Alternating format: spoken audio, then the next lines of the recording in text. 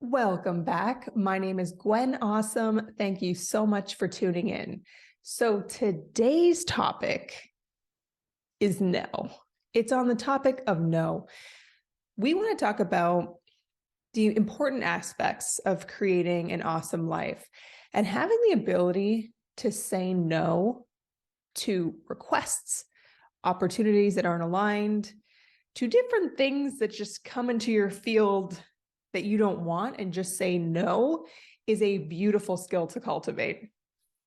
Because what we're talking about here is the ability to make clear decisions that will benefit your life. Saying no to the good so you can say yes to the amazing. Now, this episode is really for my people pleasers, my people like myself who for many years said yes to helping out other people, but really at the expense of betraying yourself. What I mean by that is betraying your energy, your values, just not listening to yourself when you know it's a no from the jump and you're like, I'll say yes just to please them. Now, let me just say something about people pleasing. I feel like in the culture, it's seen as a really bad thing to be a people pleaser. But let's be honest, there's some beautiful aspects to being a people pleaser. For example, you make a meal for somebody and it absolutely pleases them and delights them, and you had a great time making it. Or when you have a client and you deliver the work and you really please them and they're thrilled with the work that you do. It is a great feeling when you are pleasing people. But again, we're talking today about saying no so you don't betray your own self. So the reason I'm teaching on this now is because I truly believe that I live a very awesome, clear life and am so much better at saying no than I was even just a few years ago. So in today's podcast, I'm going to share 5 real life examples of me saying no and what happened, and really just teach you some ways that I've learned. Now, this podcast is very influenced by Sherry Salata, one of my great mentors. She is the author of The Beautiful No, former executive producer of The Oprah Show, and co-president of Harpo Studios and OWN until she left to go create her own business, which is a beautiful thing. A quote that she has said is, "I could say no to anybody running a 1,000 person company, but in my own life, I was like a doormat." Happens to a lot of us. Isn't that the case? Isn't that interesting how there might be areas of our life where it's so easy to say no? We're like, of course not. No. Maybe it's business. Maybe it is hanging out with friends. Maybe it's family. Maybe it's relationships. But there's that one area that's like really sticky. So this podcast could be helpful for your business life or possibly your personal life. So I want to get right into it and share some examples, some recent examples of no's that have come up and I've put out and have made a real difference to me. So here's the first example. The example is when a request changes. So here's the example. I was invited to be on a podcast and I got the invite, really awesome person, really easy way to book, just a Calendly link. I was like, yes, this seems amazing. So I book in. And then I found out over the email that the interview was actually supposed to be in person instead of Zoom. And then I got a request from the podcaster to do a pre-interview. And then I believe I saw a request to change the date. So I booked it a few weeks in advance, but I might have misread it and thought that the podcast was wanting to be changed to like the same week. So I was just sitting with that and just thinking, wow, this was an absolute hell yes. And now it's becoming muddled and not fun. So here's how I handled that with some of the tips from Sherry as kind of like my fairy god no mother, and also things that I've picked up myself. So I think what's really important when you want to say no to somebody is to get into that neutral emotion. So there's something called the emotional scale. Google the emotional scale and you'll see, or vibrational scale. The lowest is when you're in despair and depression. The highest is when you're in appreciation, empowerment, and joy. And we at least want to be in the middle, somewhere around contentment or boredom, and not really charged or feeling really emotional about what we have to say. So the way to get to neutral is really just to take care of yourself, put it away, go for a walk, shake it off, do something different. Just allow yourself to get back into that space of we're neutral, we're all good. So that's what I did first. And then that's when I realized, I believe I misread something because I was triggered by extra requests. And it just in my head, I was spinning up this crazy story about it. And then ask yourself, what can I actually do with this request that feels good to me? So I, as a former producer, like know the value of pre-interviews. It's a great way to get prepared, have a warm connection with the host. So I do see there's a lot of value in doing it. But for me, I find interviews fun and easy, not necessarily needing to prepare what my answers will be. And then I sometimes, I just didn't think it was necessary at this time. If I'm on the Tonight Show, sure, pre-interview, sure. So what I thought felt good to me was that I could be available to do when we jump on the podcast, we could connect for a few minutes before we actually hit record. Or I said I'd be happy to answer any email, any questions that the person had over email in anticipation of the recording. So what I did after I also clarified the date was saying that I'm unavailable for the pre-interview, though I'm happy to answer any questions via email beforehand and jump on our call a few minutes early. That was my no to the secondary requests. And also I had clarified in an email earlier that I wouldn't be able to do in person just because it would be for me, a travel time of over 2 hours and kind of be like half to a full day of transportation and challenges for an interview that I would love to do via the comfort of Zoom in my home. And it was all good for that to happen. Anyway, after I sent that email, the person said, absolutely no problem. And we can jump on that call even just 5 minutes early. And really what's so interesting is that they were offering this pre-interview to benefit me if I had any questions or wanted to clarify anything. When it's so funny how the mind works. And I was thinking, oh, they just want to prepare themselves better. So that was one way I handled that original request change.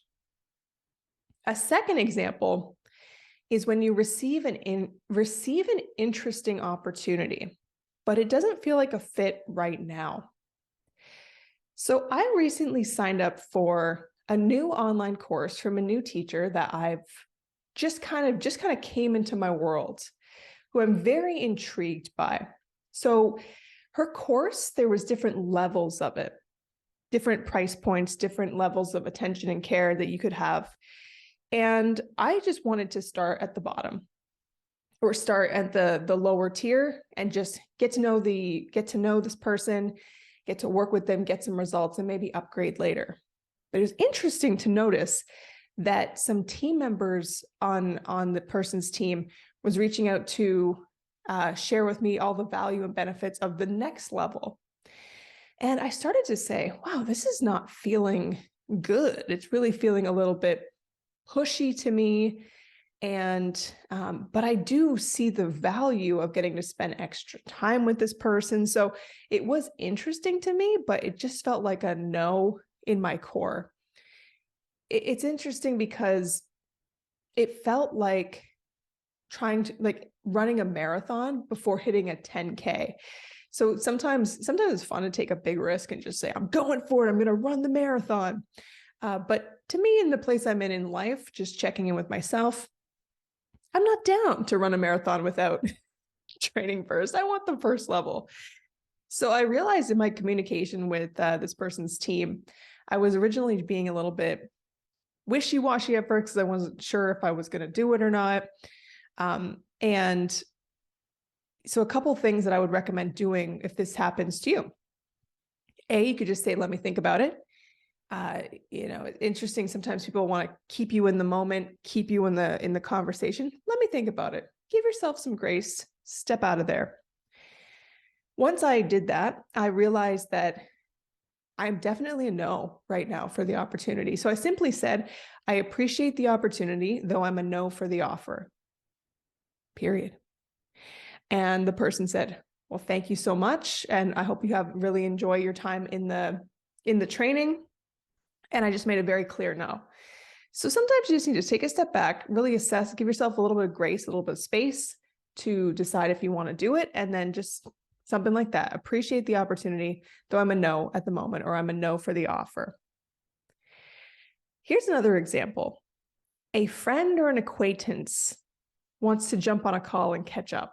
Do like let's just catch up, grab a virtual coffee, a brainstorm. It's interesting. Also, when you're active on social media, people want to talk to you. People want to get to know you. People come out of the woodworks. I'm definitely a very social person. I know a lot of people, and I'm a very accessible kind of person, which I'm working on with my no talk.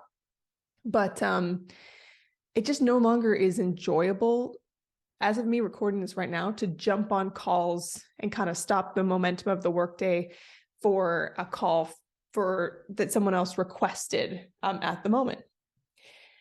So a way that I deal with this is, would you clear your calendar to say yes today? It's easy to look at your calendar, say 3 weeks in advance, say, I got nothing going on in 3 weeks. Sure, 30 minutes in 3 weeks, not a big deal. That backfires because in 3 weeks, you'll look at that meeting and say, I actually don't really want to jump on a call and get my brain picked. So really checking it with yourself. If somebody asks to talk to you, is this a call that I would want to have today? So that's a great check-in. And if you do, which I've had that, people email me, hey, are you free this afternoon? And I'm like, this person's amazing. Like, I got to talk to this person. Yes. But oftentimes people reach out, multiple requests a week, and I can't do it. So how do you say no? One way is to say, I'm in a busy season at the moment. I can't jump on a call, but I'm happy to connect over email to answer any questions. That's something I do with people that I know are great connections. Maybe they want to offer me an opportunity, but I'm not really sure what the purpose of the meeting is. Or you could simply say, really appreciate you asking right now, but I can't do it at the moment. I'm a no for right now. And really just checking in with this request. Is this something that will help your agenda, your dreams and goals? Or is this you trying to please someone else by dropping everything and jumping on a call with them? So Kris Jenner comes to mind, where she has a quote where there's like no such thing as no, which is great. I'm sure there's people I'm trying to reach out to. I've been trying to work on someone like David Goggins' online course. I have not received a response yet, which is totally fine. He's the only person I'm like cold pitching. He's the author of a couple books and just total badass motivator man. But so it's interesting that everyone wants to talk to different people, but just be clear. You're a no for right now. I guess this would be an easier one. My next example, it's just a no from the jump. You receive a request and you're like, wow, absolutely not. I like the idea of just saying, I really appreciate you thinking of me, but I'm a no for your request at the moment, or I'm unavailable for your request at this time. Saying no does not need to be accompanied by an essay, by a big explanation. Simplicity, the essential sentences you need. One thing I like to do too, especially if it's somebody that maybe I could see ways to help them, is to maybe just offer a few links to support. Ideally, if you have a podcast or you have a PDF download or something, I get a lot of requests of like, hey, I'd like you to make my course, but they're not really a great fit for me at the moment. I can share different resources of blogs that I have, or PDF downloads to help people. Now, sometimes you say no, and you say, I'm unavailable for your request at the moment. And I had a company do this recently and they said, no problem. When are you available? Damn it. So a tactic that I've been experimenting with is if it is a company that could be, or an opportunity that could be interesting down the line, but you're just like, I don't, it's a no for now. I really just ask them to share more of what they're intending to do. And I ask a few questions just over email to see if it's even a project I might want to take on. Because I might be wrong. This might be like the coolest opportunity of my life. And I just said no to it. But I'm willing to just ask a few questions to see more about what they're thinking and then see if it's a yes or a no. And then I can reevaluate. But just make a decision. Don't let that email just sit in your inbox for weeks. And they're just like, does this person exist? I don't know. Just answer. And also just remembering that what is for you can't miss you. I had this experience with a client. I was working on their course and it was really going slow, very slow moving because they are a very busy in-demand person. And after we made their curriculum together, usually what I used to do was I would make a curriculum with an expert, see if we have a great working experience together, and then I'll send a proposal to really create the content and help them bring the whole course to life. Well, this particular course, because we were moving at such a slow pace, I was really feeling like this is going to take years. If it just didn't feel right to suddenly have to dive in with their whole team and make all their content as well. So what's interesting is that I ended up giving them great suggestions for who can help them bring their course to life, but just I wouldn't be able to be that person to do it all for them right now. Just didn't feel aligned at the moment. And what's so interesting is that they did not end up moving forward. They just kind of paused because they were so busy, which, honoring my gut feeling, it's true. They couldn't really do it because they had too much going on. And I think a year later or something, they reached back out to see if I was available, and it was perfect timing.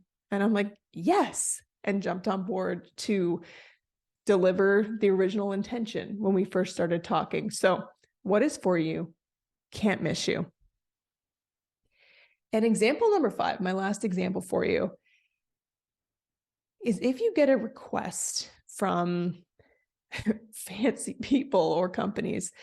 So what I mean by that is if you get a request from somebody who feels outside of your league, this is really important. This might be very specific for people like me who get very inspired and kind of put people on a pedestal sometimes. Like, oh, this person's doing such great things, I better say yes to them because being in proximity to them would be amazing. Well, after many years of running my business, blessed to work with celebrities, high profile influencers, successful authors and their teams, big companies.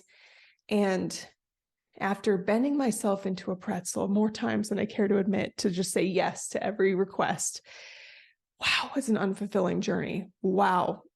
So many times I would say yes to their request to just jump on a call or meet this person from their team or do this extra thing or do that extra thing. I'm like, sure, absolutely. Yes. Why not? Let's do this. Wow. It just did not produce the fruit that I thought it would. So especially nowadays where people are so much more accessible and transparent, you might get a request from, a DM from somebody on Instagram who's really big that you really admire. And they're like, hey, can you jump on a call? I want to learn from you. I don't know. You never know who can come into your inbox and who is watching you. Okay.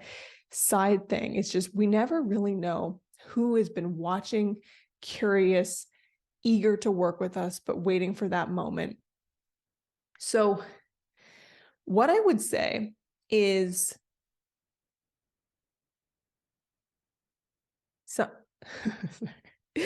what I would say is I'm breathing heavily because I'm 6 months pregnant. Sorry about that, y'all. I feel like oxygen is precious. We should all just take a big, deep breath in once in a while. But that's a tangent. Okay, so what I would suggest is someone fancy comes to you. If you feel compelled to jump on a call, if that's what they ask for to start, go for it. keep it short, keep it like 30 minutes. Sure. But if you're now like me and you're just no longer really that impressed or realize an email can actually be more efficient, what I say is, I would love for you to share a bit more about what you want to create over email. Happy to send over a proposal and we can jump on a call after that. Now, it's even easier if you are somebody that offers services and you just have a form that they can fill out. Sometimes a form would be really easy. I'm kind of stepping away from doing individual services like this. So I've just been trying to not use a form and just ask a couple questions. And then we can jump on a call to discuss an actual project versus let's just meet each other and say hello and get connected. You should be able to share all of that over text or sharing a deck, sharing your capabilities, something like that. So you're not actually needing to jump on calls and get down a rabbit hole of talking to different team members and convincing them to hire you. Just, hey, this is what I offer. Yes or no. This has been really helpful for me, especially recently. I had a very like $1 million course brand in a completely different time zone reach out and say they have a big project. They want to overhaul all of their courses.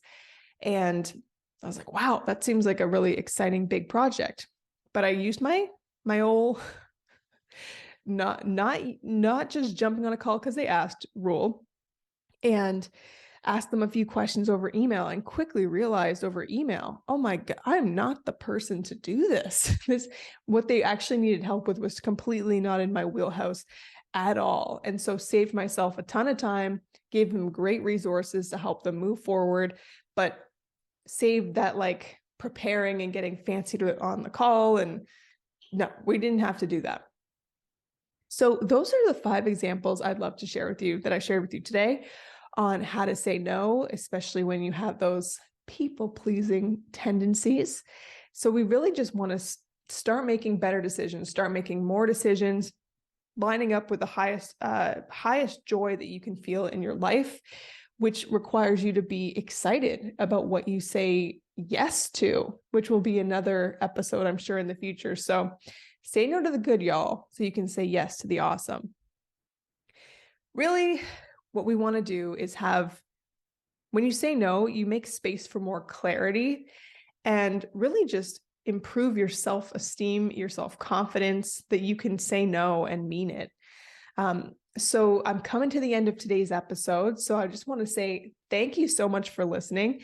If you have any tips of how you said no or any scripts, please feel free if you want to leave a comment. I have this video podcast on YouTube as well. Rate, subscribe, or share it with a friend. And also, I encourage you to sign up for my newsletter to learn how to create and sell your own successful online course, which I find to be a beautiful element of abundance and creating an awesome life. So thank you so much for listening, everyone. Have a beautiful day and take good care of you.